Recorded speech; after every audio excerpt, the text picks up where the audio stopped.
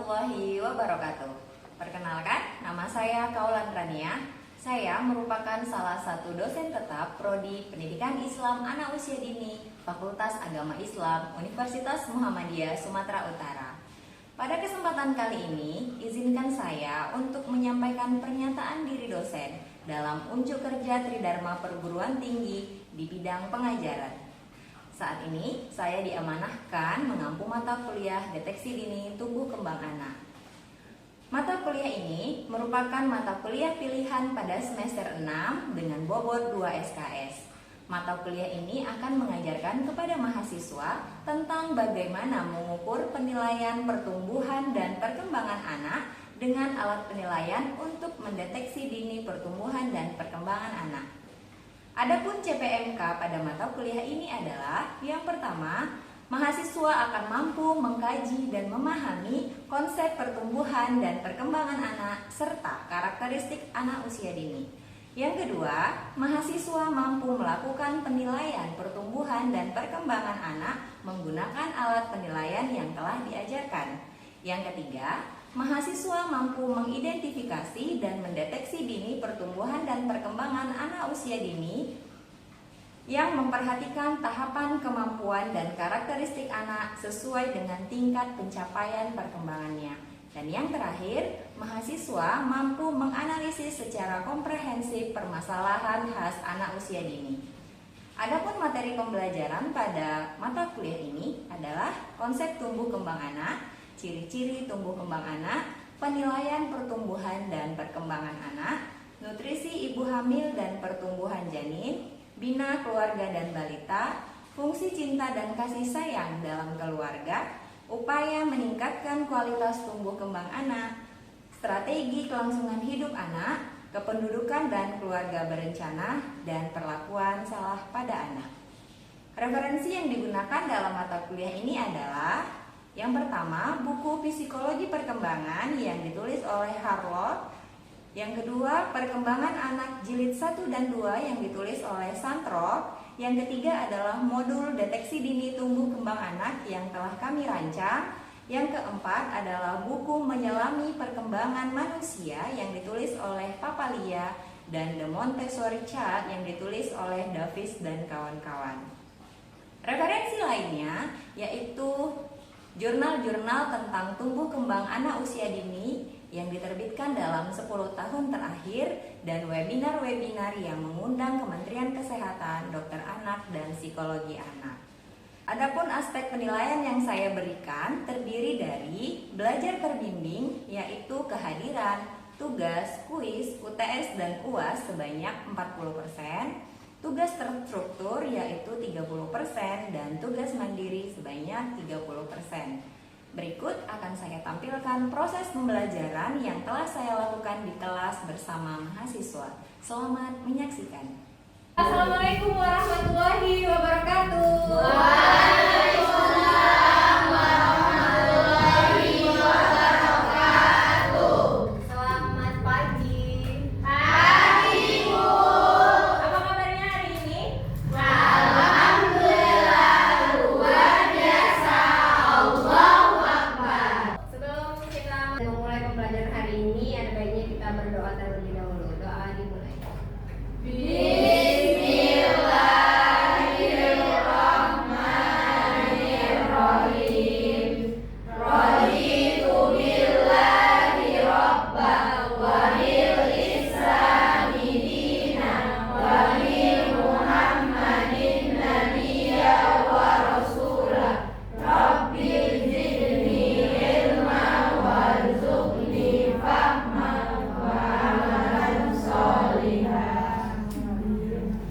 Oke, untuk absensi hari ini silakan buka e-learning masing-masing, diakses untuk membuat kehadiran pada pertemuan ini. Oke, hari ini kita akan membahas tentang upaya meningkatkan kualitas tumbuh kembang anak. Sebelum masuk ke materi ini, minggu lalu kita bahas apa? Cara menilai pertumbuhan dan perkembangan anak. Pakai apa aja bisa menilai pertumbuhan dan perkembangan anak? KIP,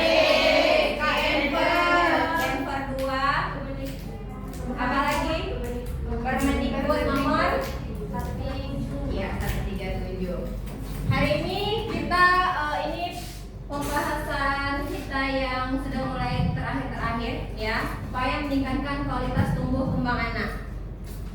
Nah, oke. Pendidikan anak usia dini disebut dengan masa golden age. Kenapa? Kenapa? Ayo, siapa yang bisa jawab? Iya, Siti. Karena di masa itu anak mulai berkembang melalui dengan 6 agama sosial musola, kognitif, sosial emosional, fisik motorik, seni budaya, bahasa. Oke, berarti dia melibatkan seluruh aspek perkembangan, ya. Pendidikan anak usia dini itu kenapa disebut dengan golden age? Yang pertama karena perkembangan otak yang sangat pesat, mulai dari 0 tahun sampai 8 tahun. Setelah itu melambat, ya. Segala perkembangan kita itu melambat, tidak lagi bekerja secara sempurna. Yang kedua, di masa golden age harus mendapatkan stimulasi yang optimal, lalu harus melibatkan seluruh aspek perkembangan. Nah, apa sebenarnya kebutuhan dasar kita? Kebutuhan dasar adalah segala sesuatu yang dibutuhkan anak untuk tumbuh dan berkembang secara optimal, baik secara fisik, psikologis maupun sosial, yang menjadi tanggung jawab orang tua dan lingkungan. Yang pertama itu asuh. Asuh ini adalah kebutuhan primer. Kebutuhan primer berarti kebutuhan utama. Apa aja yang termasuk ke dalam kebutuhan fisik ataupun biologis? Kebutuhan dasar kita apa? Pakaian, makanan, tempat tinggal, sandang, pangan, papan. Apa itu sandang? Pakaian, Pangan? makanan, Papan? tempat tinggal. Oke. Nah, ada pangan, nutrisi, ada sandang, ada papan, lalu ada pelayanan kesehatan dan kebersihan. Selanjutnya adalah ASI. ASI itu kebutuhan psikologis. Apa yang kalian butuhkan di psikologis kalian? Kasih Kasih sayang, apa lagi? cinta, Cinta. Terus apa lagi? Perhatian. Perhatian itu bagian dari kasih sayang nggak sih? Iya. Itu kan wujud dari cinta ya kan? Iya. Oke, apa lagi? Rasa aman. Iya. Nah, yang pertama itu adalah kasih sayang. Kasih sayang. Kalian semua, kita semua, anak-anak itu semua butuh kasih sayang. Yang kedua ada rasa aman. Kita bisa lihat zaman sekarang bahwa di rumah pun ternyata anak-anak tidak mendapat rasa aman. Ya, minggu depan pembahasan kita tentang perlakuan salah pada anak, tentang mungkin kekerasan-kekerasan yang terjadi pada anak. Nah, ternyata banyak yang menjadikan anak tidak aman itu adalah lingkungan keluarganya sendiri. Yang ketiga ada rasa percaya diri. Ya, rasa percaya diri ini dibangun di rumah. Ya, ketika ada anak kita, mungkin nanti kalau kalian punya anak udah SD, terus dia nggak dapat nilai 100, terus dia nangis-nangis sama gurunya. Kenapa? Bu, nanti kalau nggak dapat 100 saya nggak dikasih permen misalnya, atau Bu, saya nggak dikasih main sama orang tua kalau saya nggak dapat nilai 100. Nah, ternyata akhirnya dia tidak memiliki rasa kepercayaan diri yang tinggi. Dia akhirnya insecure dengan dirinya. Kenapa? Karena banyaknya tuntutan gitu. Ketika dia tidak mendapat nilai 100, kita bisa apa sebenarnya jadi orang tua? Ya nggak apa-apa, nggak 150 juga kakak tetap anak mama. Nah, itu akan menumbuhkan rasa percaya dirinya. Berarti kita harus berlatih lebih keras lagi. Nah, itu yang harus dikatakan sebagai seorang guru, sebagai seorang ibu. Karena ada kemarin cerita juga seorang anak bahwa dia mendapatkan nilai tertinggi di kelasnya, tapi tidak 100, hanya 96 atau 98 gitu. Terus dia bilang sama gurunya, Pak, kenapa saya nggak dikasih 100? Loh, emangnya kenapa? Nanti semua buku saya ataupun mainan-mainan saya akan dibuang kalau saya tidak mendapat nilai 100. 96 itu sudah baik, kata gurunya, tapi tidak 100. Nah, jadi dia hanya mematokkan dirinya untuk bernilai gitu tidak ada rasa-rasa yang harusnya ditumbuhkan sebagai seorang anak. Jadi dia menilai segala sesuatunya itu dengan angka. Selanjutnya ada aturan. Nah, walaupun anak usia dini harusnya memang dilayani sebagai raja, tapi menerapkan aturan-aturan itu penting di masa golden age. Jangan membiasakan untuk biasa anak-anak, biasalah anak-anak, enggak. Itu bisa dimulai sejak umur 4 tahun. Dan kenapa salah satunya anak-anak itu harus sekolah supaya dia mengerti aturan. Di sekolah itu punya aturan, ya kan? Kalau masuk kelas jam berapa, kalau mau cuci tangan harus antri, jam sekian itu selesai belajar, mau siap atau enggak, jam sekian itu udah harusnya waktunya makan dan yang lain-lain. Itulah pentingnya aturan diterapkan pada anak usia dini.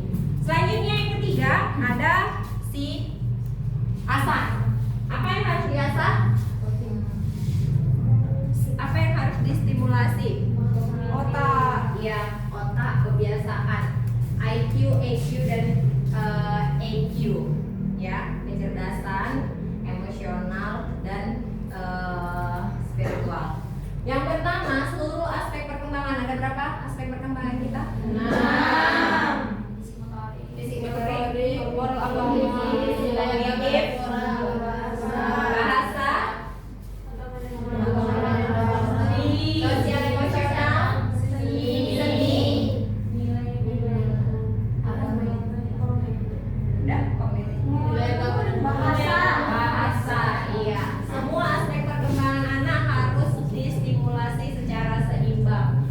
Yang kedua, anak-anak harus sudah mampu diajarkan untuk menolong dirinya sendiri. Anak usia 3 tahun harusnya sudah lulus toilet training. Itu namanya self help, ya, menolong dirinya sendiri. Kalau kalian usia segini self helpnya apa? Kira-kira?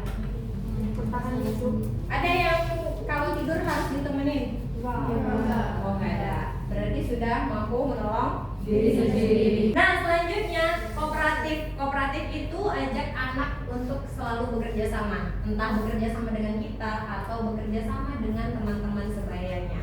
Jadi harus diajarkan untuk tidak selalu kemauan dia itu harus diikuti. Dia juga harus mengikuti aturan. Dia harus bisa diajak bekerja sama dengan teman-teman yang lain. Selanjutnya anak-anak membutuhkan suara pengulangan dari orang tua. Ini dimulai dari bayi, bahwa memang aturan itu diulang-ulang. Jadi kalau kalian nanti punya anak TK, anak murid, entah itu TKA, TKB, dia suka memukul temannya, bukan dimarahi, tapi memberitahukan secara berulang-ulang bahwa memukul itu tidak boleh karena itu menyakiti orang lain. Memukul itu tidak boleh karena menyakiti orang lain. Itu harus berulang-ulang sampai tertanam di kepalanya. Oke, selanjutnya musik. Nah, musik dipercaya sebagai sesuatu yang dapat meningkatkan kognitif anak. Apakah itu musik religi? Apakah itu musik apa aja? Musik anak-anak. Kalau masih bayi, bahkan di dalam perut itu musik klasik. Musik klasik tahu nggak? Musik klasik. Dengan musik klasik kayak instrumen-instrumennya juga. Nah, itu baik untuk mencerdaskan. Kenapa? Karena di dalam musik itu ada ketenangan, gitu ya. Selanjutnya gerakan, sentuhan, bernyanyi, menggambar, bercerita, dan hal lain yang membuat keseimbangan antara otak kanan dan otak kiri. Oke, Ibu hari ini mau kalian mengisi. Kalian hanya perlu membuat misalnya gini. Kalau misalnya menurut kalian waktu kecil saya banyak dimarahi dan kurang stimulasi, misalnya gitu. Stimulasi apa? Sehingga membuat saya sekarang kurang percaya diri, misalnya. Jadi aku mau tahu apakah kalian mendapatkan asah dan asih waktu kecil atau enggak. Gak usah ditulis namanya. Oke? Ibu kasih waktu. Kalau kurang boleh tambah ya.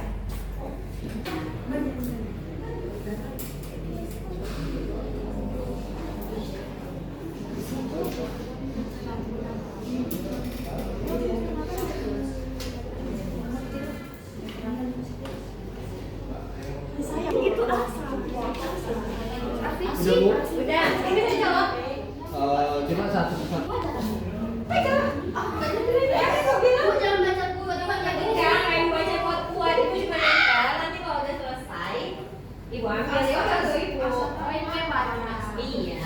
Ibu yang baca. Enggak, Ibu kasih tahu sama kalian isinya apa.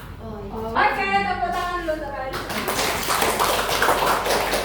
Semoga apapun yang kalian tuliskan di sini adalah sesuatu yang bisa kalian sembuhkan, yang membahagiakan. Amin. Oke, selanjutnya, bagaimana sih meningkatkan kualitas tumbuh kembang anak? Semua dimulai dari 1000 HPK. Apa HPK?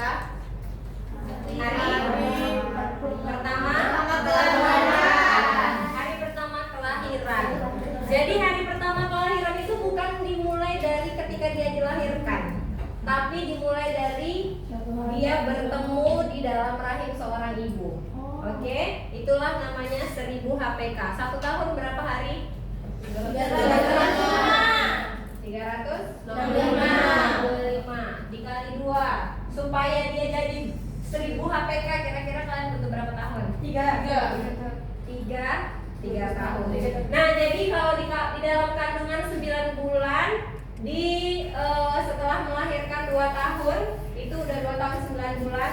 Jadi anak-anak itu kalau mau ditingkatkan, dioptimalkan tumbuh kembangnya dimulai dari hamil sampai usia 2 tahun setengah kira-kira.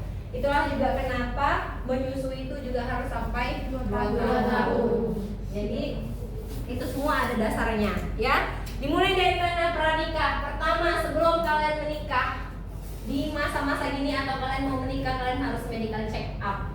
Kalian harus ke rumah sakit biar tahu kalian subur atau enggak. Jadi nanti kalau misalnya kalian nggak subur, punya suami, terus kata suaminya, kenapa kita nggak punya anak? Iya bang, aku nggak subur, misalnya gitu. Atau sebelum menikah kalian bilang sama calon suami, bang aku nggak subur bang, maaf ya bang.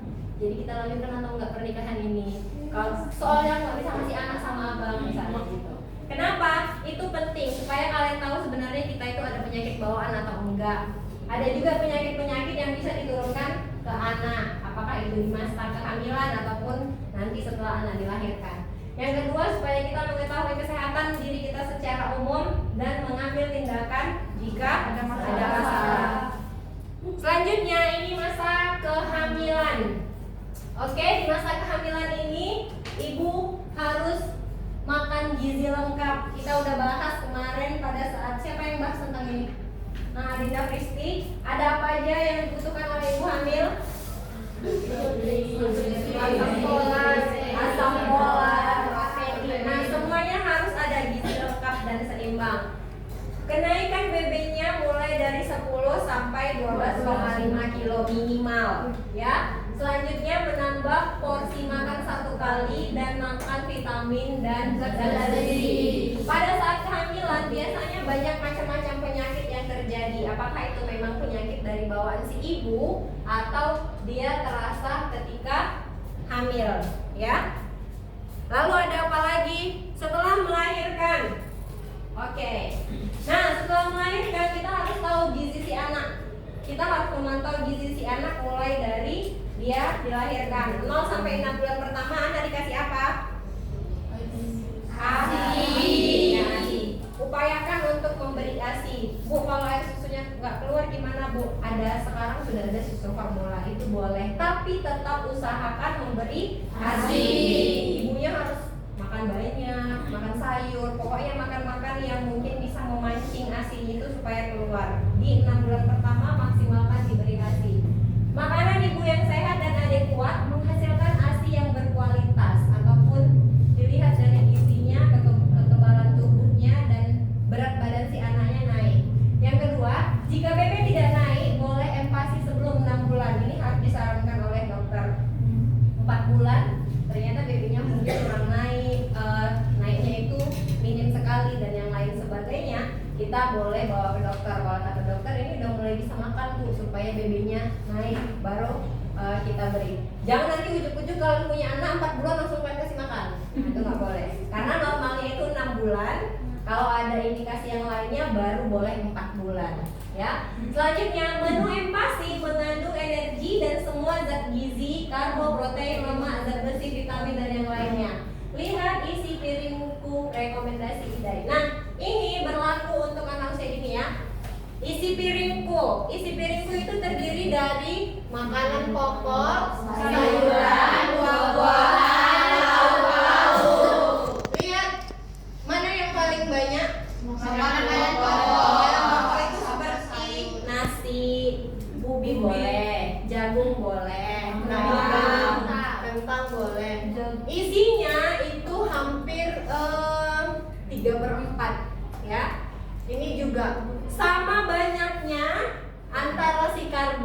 dengan sayur. Kalau kalian biasa makan kayak mana? Banyak nasi. Nasinya 1 piring, sayurnya Sedikit. Jadi kalau untuk anak-anak sebenarnya untuk kita juga bagus ini, ya. Ini karbonya 3/4 ditambah sayurannya, buah dan lauk pauknya 1/4. Tuh, jangan banyak-banyak. Yang penting ini isi piringku. Ada lagunya. Siapa yang tahu lagunya? Siti Maraya. Oh ya, Kak Tantanmu. Kita nyanyi dulu biar relax. Ayo silakan berdiri.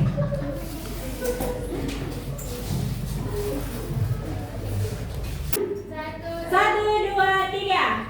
Aku anak sehat dan cerdas, gemar makan buah, sayur, karbohidrat dan protein, cukup minum air dan susu, tak lupa cuci tangan pakai sabun. Ingat, isi piringku, isi piringku. Oke. Kita kebutuhan utama kita adalah baterai dan handphone. Kalian stres nggak kalau kalian di satu tempat terus HP-nya mati? Stres. Ternyata kebutuhan itu sudah bergeser. Yang menjadi kebutuhan utama setelah bahkan di bawah dari psychological needs, kebutuhan fisiologi, kalian butuh baterai dan butuh Wifi.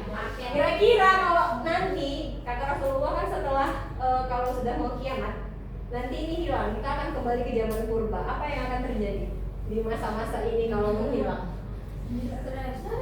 Banyak orang gila lah ya. Apakah kalian salah satunya? Tidak.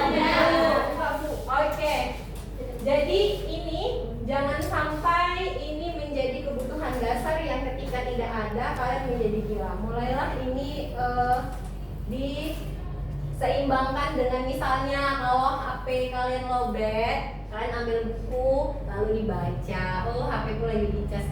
Jangan sambil ngecas dimainin, nanti meledak kalian gosong, ya. Jadi jangan dijadikan ini sebagai kebutuhan utama, oke? Jangan sampai gara-gara nggak ada wifi dan baterai kalian jadi gila. Kalian harus menentukan kebutuhan utama kita yang paling dibutuhkan oleh diri kita sendiri. Oke, sampai di sini ada pertanyaan? Ada pertanyaan? Cukup?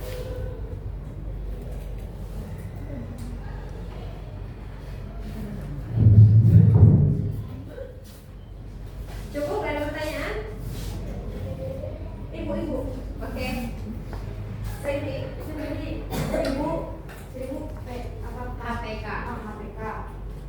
Apabila terjadi pada saat itu seorang ibu itu dia kekurangan nutrisi atau kekurangan nutrisi protein dan karbohidratnya kan pasti berdampak pada anak-anak.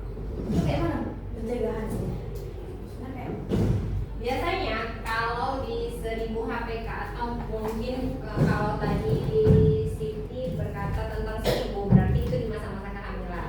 Kalau di masa-masa kehamilan si ibu kurang gizi, biasanya nanti berpengaruh ke si anaknya juga bisa kurang gizi, bisa BBLR, berat badan lahir rendah. Nah, bagaimana pencegahannya? Ya harus dipenuhi. Kalau dia misalnya orang yang kurang mampu, nah kita kalau ke puskesmas, apalagi pakai BPJS ya, itu biasanya di puskesmas itu ada kok, misalnya kalau kita memantau perkembangan janin ataupun periksa kehamilan, itu mereka ada memberikan makanan-makanan, misalnya kayak susu ataupun seperti biskuit-biskuit kehamilan. Nah, tapi biasanya kalau memang si ibu itu gizinya buruk, itu pasti udah direkomendasikan dokter untuk misalnya dirawat dan yang lain sebagainya gitu. Jadi usahakan kalian nanti kalau hamil banyak makanan nggak apa-apa, tapi makannya yang sehat, jangan makan-makan yang fast fast food. Nah, itu berbahaya ya. Fast food itu berbahaya untuk ibu hamil ya. Yang bakar-bakar, yang mentah-mentah itu nggak boleh. Oke, ada lagi? Pertanyaan? Jadi sebagai guru nantinya, karena kalian goalsnya ini sebagai guru dan pasti kalian akan menjadi seorang ibu, kalian harus memahami apa-apa yang harus kalian lakukan supaya nantinya ketika punya anak, ketika menjadi guru, kita bisa mendeteksi ataupun melihat kira-kira anak kita ini butuh apa di usia segini, itu stimulasi apa yang harus kita berikan. Oke? Kalau gitu cukup sampai di sini. Minggu depan kita akan membahas tentang bagaimana bentuk-bentuk kekerasan yang terjadi pada anak, kenapa dia bisa merasa tidak aman bahkan di lingkungannya sendiri. Setelah itu pembahasan kita sudah habis, sudah selesai UAS, akan berlanjut ke UAS. Jadi persiapkan dirinya mungkin dari sekarang apa yang mau dipersiapkan untuk ujian. Oke? Kalau begitu kita akhiri hari ini, cukup sampai di sini. Terima kasih kepada adik-adik sekalian. Kita akhiri dengan menutup doa majelis. Subhanallah.